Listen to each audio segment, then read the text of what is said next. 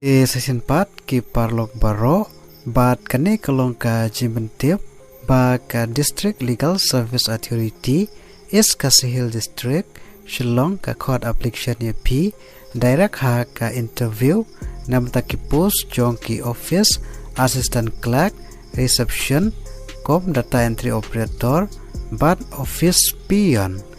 te parlok sape ya kane ka video hadu banda code Bapenyo yaki detail ba kambanya.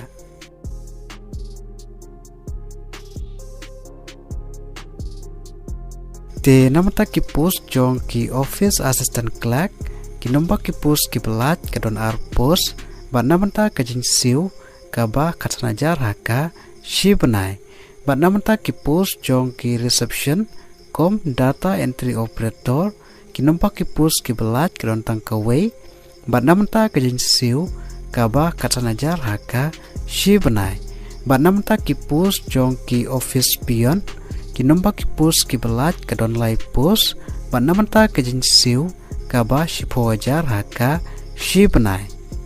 ba namta ki kadan pule namta ki post jong ki office assistant clerk ki shim ki bela pendap ya ka bachelor degree na kano ka recognized university lengba ka diploma ha ka computer application ka bedai ka DCA na kano ka register institution but kumjuru pide bandon ya ka knowledge ha ki computer software kum ki MS Office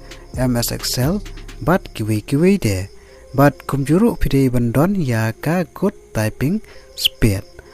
but namanta ki post jong ki reception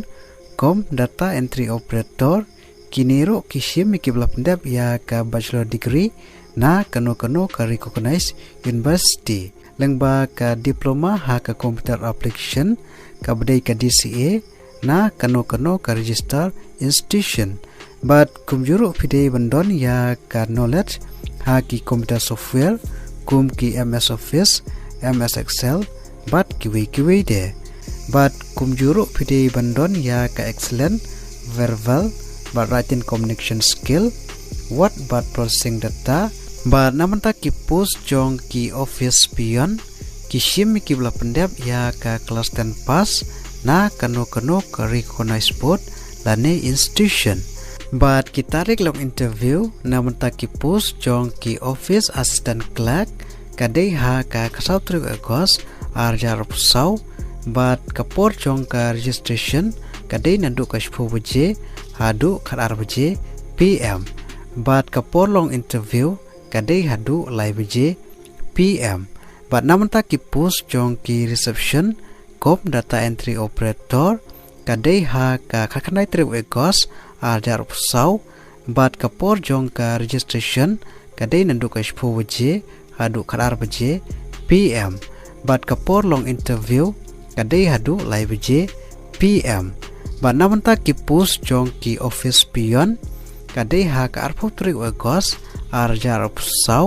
pat kapor jong ka registration kadai nandu ka shpo baje hadu khar baje PM bat kapor long interview kadai hadu lai baje PM bat namanta ka application fees kadai shis pasan pho bat namanta ka selection process kadai lengba ka interview te kumno philaban apply te parlok lada pidon kamon bat ka karan pule pila aban attend direct ha ka interview lengba ka standard application form bat ki sel attested document bat artali kidur passport size bat kumjuru pihak banwanra ya ki original document ha ka polong interview kum ki degree certificate education qualification age proof SC SD certificate address proof experience certificate bat kiwi de te parlok ha kanik video tang kini jiben teo balada pidon kino kido kipat ki bapim bat shai bha sngewa ban komen ha kanika video kublishibun